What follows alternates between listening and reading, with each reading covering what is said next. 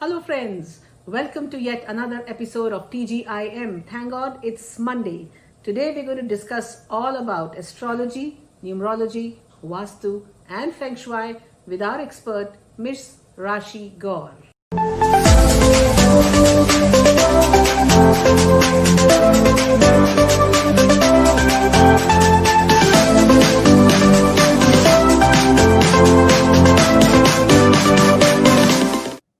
Hello, friends. It's a great pleasure for me to introduce our guest speaker of the day, who is going to talk to us about not one, not two, but four of her professional attributes, and that is numerology, astrology, Vastu, and Feng Shui. Our guest speaker for today is Miss Rashi Gaur. Rashi Gaur has spent almost her entire career advising people. Rashi is certified in the courses of Vastu Ratna, that is the study of residential Vastu, and Vastu Shastra Charya, that is the in-depth study of commercial Vastu, from All India Federation of Astrologers Societies. Rashi's forte lies in bringing together the goodness of Vastu Shastra and Feng Shui, and then blending it with numerology to make it more specific to the client by bringing more accuracy into the cures and remedies that are required to fix the problems in her clients' lives. She regularly consults, conducts workshops, has authored over 200 articles, and has been on TV shows and talk shows. Presenting Rashi Gaur. Welcome, Rashi, to the TGIM Thank God It's Monday show. Thank you so much. It's my pleasure to be here. And I'd love to talk about what I do, and I'd love to inspire people. So let's begin. Let's start this wonderful talk show, this talk session, and let's make this world a better place. Awesome, awesome, Rashi. So here goes my first question to you. What is a Monday for you? You know, very specifically, because our book is called Thank God It's Monday and the show is called Thank God It's Monday. What does a Monday mean to you? And how do you feel when Monday comes after, a most loved Sunday?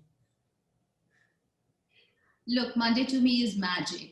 And this is how I'd like to describe Monday. I am an extremely lively person by nature. I'm the kind of a person who loves to be up and about. Once I have rested on Sunday, these 24 hours are long enough for me to rest it out, to sort of rejuvenate myself. I'm really raring to go on a Monday. I'm one of those people who loves to, draw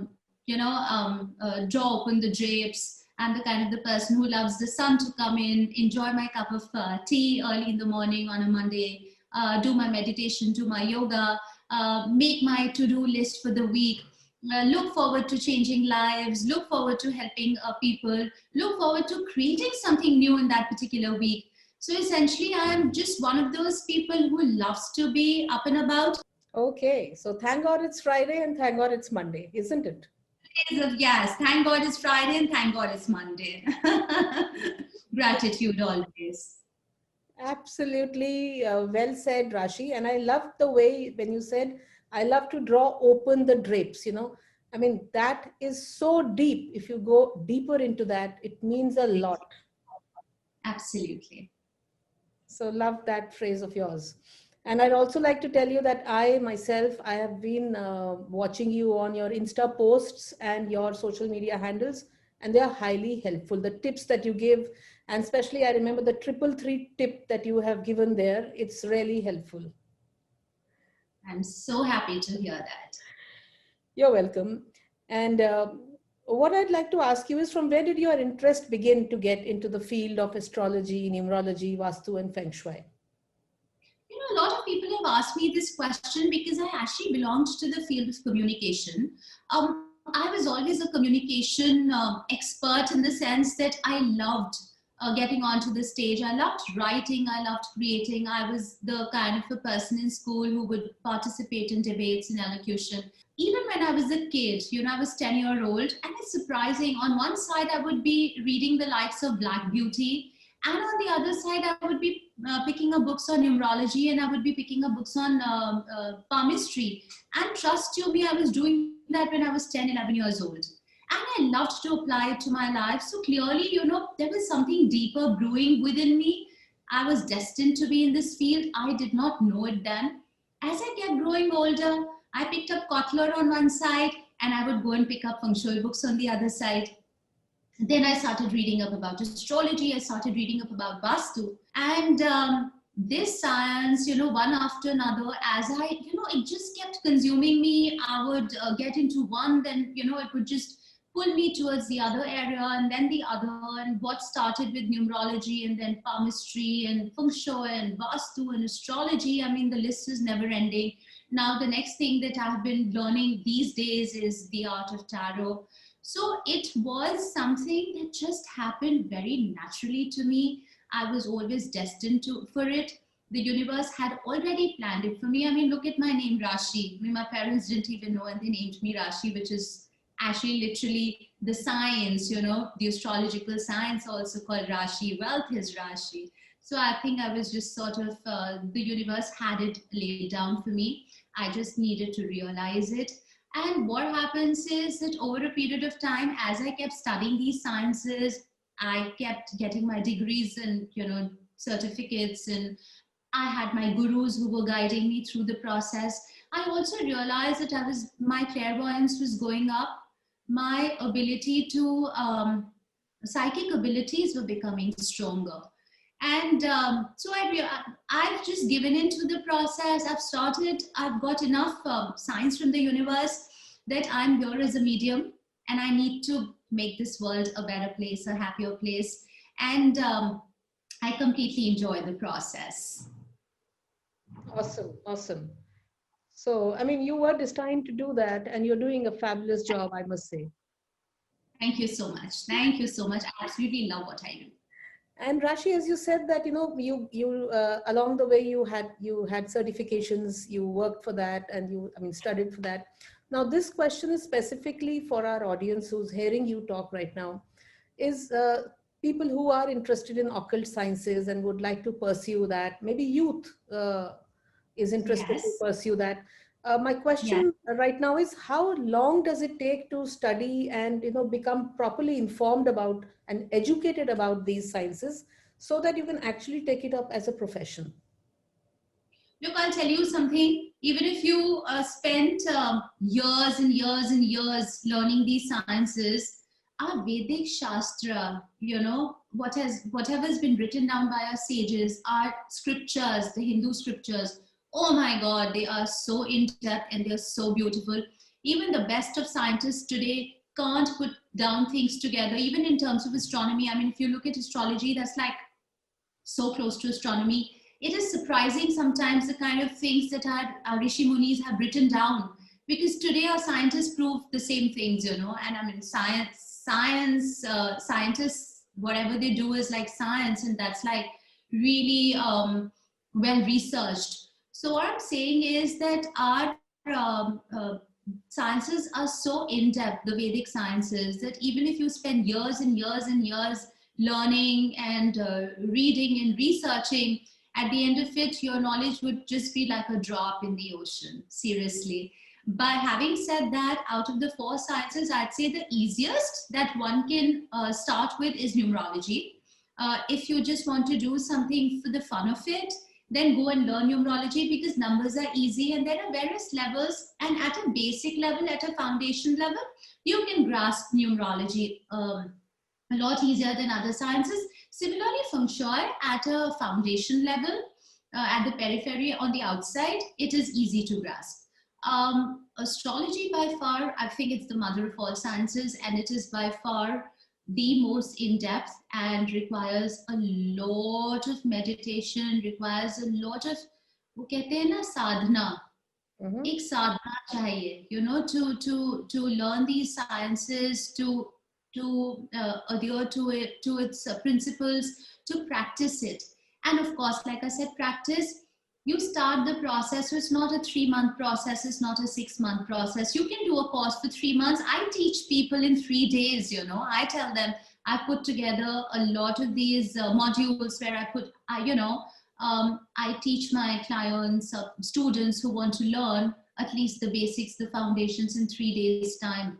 But the truth is that you need years and years of practice to be able to get hold of this and to be able to really make a difference in the world. Hmm. So You what I know, understand is that it's a never-ending process. You know, there is it's so a much of never-ending process. information, so much of knowledge that you can keep Yes. gathering knowledge. And I would add to this here for people who are wanting to learn any of these sciences, you know it if you are strong in terms of your psychic abilities. And unless you're strong with your psychic abilities, this science is about intuition as well. You know, you go into a house, you can feel the aura. Are you good at feeling the aura? Are you positive enough about being able to feel the aura? Do you have instincts that work? Do you have these psychic abilities? वो धीरे धीरे और reform होते जाते हैं. But what I'm saying is that it is just not something that you can cram up like a history chapter and go and advise your clients. You know, it doesn't work like this.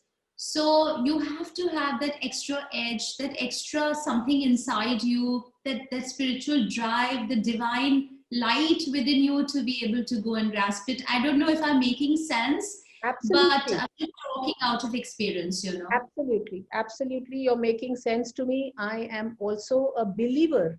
I wouldn't say like I only work on belief. I work by, sheer hard work. But I am Yes. a believer in astrology, numerology, Vastu, a very firm believer. Numerology, yes, as you said, it's more of, yes, it's a science, but it's more of fun. Coming to our next question, Rashi, what has been your biggest motivator? You are highly successful, you're highly professional in what you do. What has been your biggest motivator? And one of the biggest motivators for me to be successful in this field was, well, of course I loved it, but that is not motivation enough for you to be successful. I wanted to break the stereotype.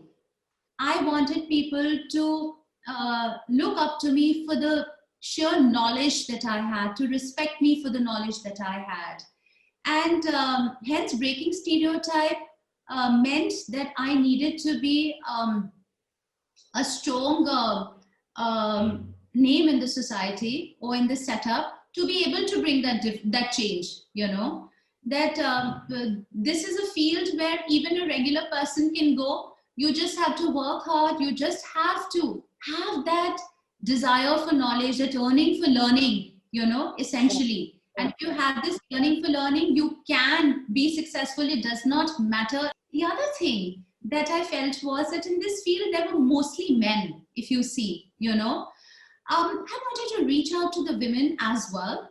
I wanted young girls, I wanted women who were married to be able to reach out to me with their problems, to tell me that this was not going right in their lives. It is a male dominated setup, and I wanted to sort of let the world know that, a woman can be an A grade astrologer, a woman can be an excellent Vastu expert. And so essentially, that was my biggest motivator to be successful. Very well answered, and I'm so proud of you. Thank you. So that means constant learning is required. And from constant learning comes my next question is that how important is it to be constantly learning and be well informed so that, because you have so many clients and clients have their own particular problems, very peculiar problems sometimes. So how are you able to answer every problem? Do you have an answer to every problem? Yes, see, you have pretty much answered half of your question yourself. Firstly, being well informed, well, I'd say as well informed as you're supposed to be in any profession if you want to do well. There was this uncle of mine who always used to say, be a cobbler for all I care, but then be the best cobbler in the world. So whatever you do, whichever profession you're in or whatever you're aspiring to be, firstly, I would my biggest belief is that you need to be the best at what you do, no matter what it takes. Similarly, in my field, and more so because it is a knowledge-driven field, you cannot fake knowledge. You have to be real with your knowledge. And being real with your knowledge is paramount because with this knowledge, you are actually changing people's lives. Absolutely. You're advising them to do something. They're coming to you with faith, with trust. So it becomes paramount that whatever you're doing, you need to be very well aware.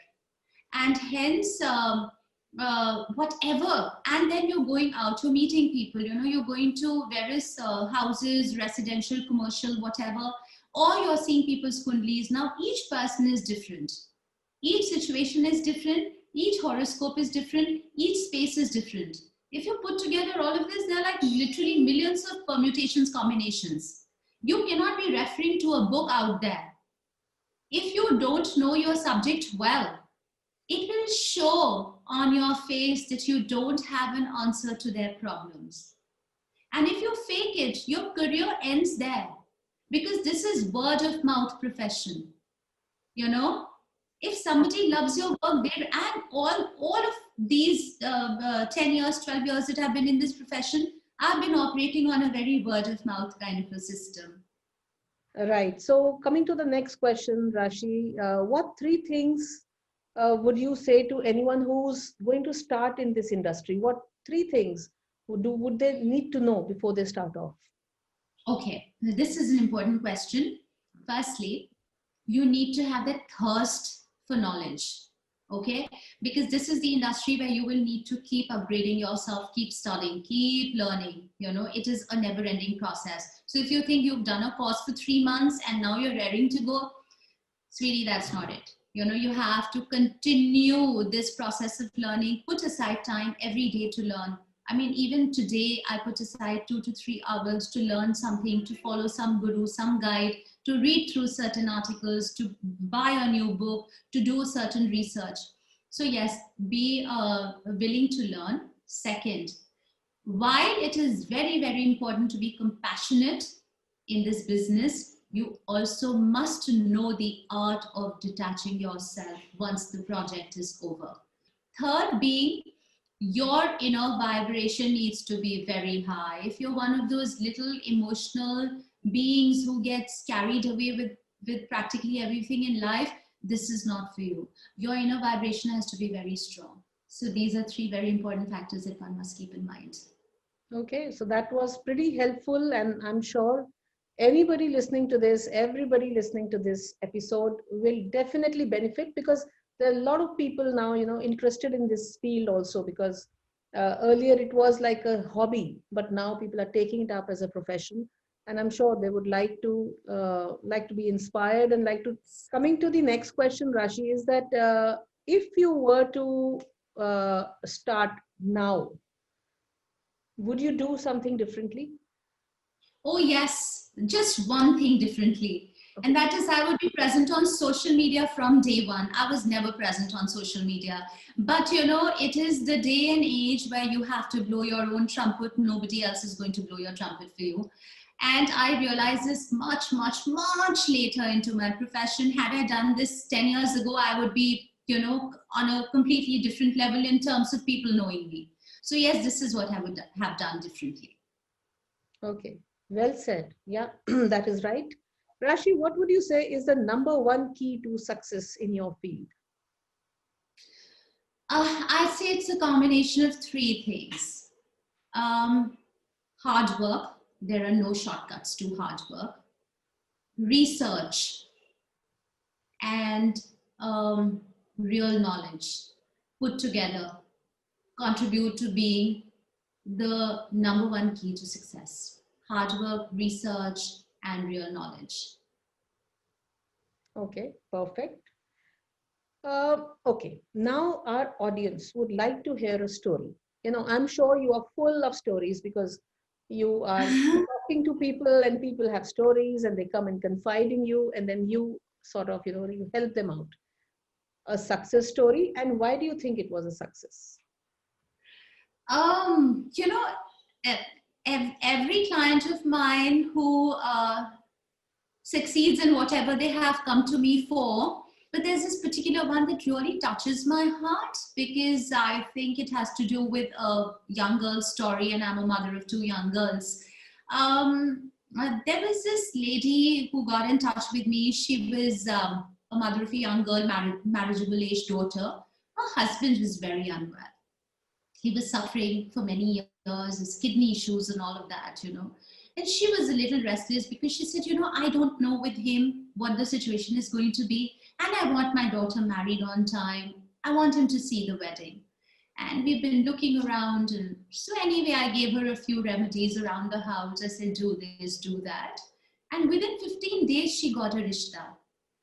And yeah, within 15 days, she got the rishta, the right rishta. She got married to that guy, very well established guy, extremely loving. Now she's a mother of a 5-year-old girl herself, and very happily married. Keeps sending me messages every once in a while, sends me a message about some person or the other who also is now looking for the right person in their lives to settle down with. So you know how this chain continues. So yes, this is one story which I was particularly happy about, like I said, because it was a story of a young girl and I'm a mother of daughters. So, yes. Very well said. Rashi, for the last couple of months, all of us have got affected because of COVID, some way or the other. How have you been affected? I mean, have you been affected would be my question. And how do you keep going when the going gets tough? Positivity keeps me going. I'm the kind of a person who always likes to, and listen, when I say that things have not been given to me on a platter, I've had my set of difficulties in my life, like any other. And one of the reasons I got into these sciences so strongly was because life did deal me with some rough cards and I needed answers. And this has guided me with a lot of my answers, but still a lot of gratitude to life, to God, to the Supreme Being every day for letting me wake up every morning with a smile on my face. Having said that, I'm the kind of a person who always likes to look at the glass half full rather than half empty. And when the glass is totally empty, then I know tomorrow is a new day because the only constant is change. And I am going to find a new source of water. The challenge during this COVID-19 was not so much as work because a lot of my consultations happen online, so my work never really stopped. I continued to work. My clients kept coming to me, new clients kept coming to me, astrology readings were, abound. And my biggest challenge was that I think I have to, a lot of people in my family are very emotionally dependent on me. Like I said, I think God has paved this way for me, I don't know. But they all turn to me, most of my family members turn to me. So everyone is used to going out, everyone's used to stepping out. Each one of us had a life of our own. My daughters were going to college, my husband was going to work, my in-laws had their own life. Now suddenly everybody in the house together all the time, everyone saw those bickerings and those argumentative energies and this negativity once in a while. So my biggest challenge was to keep that vibration alive, to keep this house a happy house, because like I said, I love happiness around me. No matter what the situation, I cannot stay upset or sad. I just cannot. It's not in my inner being. It's not in my DNA, really. So yes, that challenge was there, and I kept reinventing things. I kept doing silly things here or there. I kept trying to keep the vibration alive. Little sage smudging, a little singing bowl bell here, a little prayer there, a little meditation exercise here. So yes, so that was a challenge because suddenly I realized that I was doing all of those things with my own family that I do with others. Great. Yeah, I'm sure because most of us now spent the last 8 months at home. And though, of course, Yes. we used to see our family in the morning and in the night time, but Yes. now, Yes. yeah, even though we are at our respective desks throughout the day, even my Yes. daughter is at her desk the whole day and I'm Yeah. at my desk. Yeah. But we're Yeah. still looking at each other. I mean, we're still seeing each other move around the house, So it's like, and Yeah. then of course we know what we're doing. We're bonding more. I mean, it's been a Yes. wonderful time. COVID has its setbacks. We've all Yes. had our setbacks. Session with you, Rashi. I'm sure everybody is going to enjoy hearing you. And before we leave you, I want you to share with us your social media handles so that anybody and everybody who's interested in getting connected with you can do that and they can start following you as well. Okay, so I'm of course available on YouTube as Rashi Gaur. I have my website, which holds a lot of information, articles, a lot of videos directly connected from YouTube into my site. It is simply called, again, www.rashigaur.com. Rashi as in RASHIGAUR. I'm available on Facebook. I have a page. And similarly on Instagram, also it is Rashi Gaur Astrology Vastu. You can look for me. Otherwise, my phone number is 9810104320. This is a Delhi number. You can call me, get in touch with me. Write to me on vastuvithrashi@gmail.com. This is VASTU with a WITH. Rashi, RASHI, vastuvithrashi@gmail.com. You can message me, WhatsApp me. You can go onto my website directly, write to me from there. And I'm there to help you all out. That was wonderful. It's magic. Thank you, Rashi. It was awesome. So much. It was lovely having you. Thank you for spending your precious time with us. And I'm sure the episode, when it's uploaded on the social media, you will get lots and loads of followers, and they would be inspired by you and maybe take up this profession in a professional way. Thank you so much. It was so lovely just to chat up with you and to see you here. Yeah. Absolutely wonderful. Now we will stay connected, and I'm going to pick up the phone on you. Yeah, we'll definitely catch up. And definitely. Thank you once again. Thank you so much. Okay, bye-bye. God bless. Bye-bye.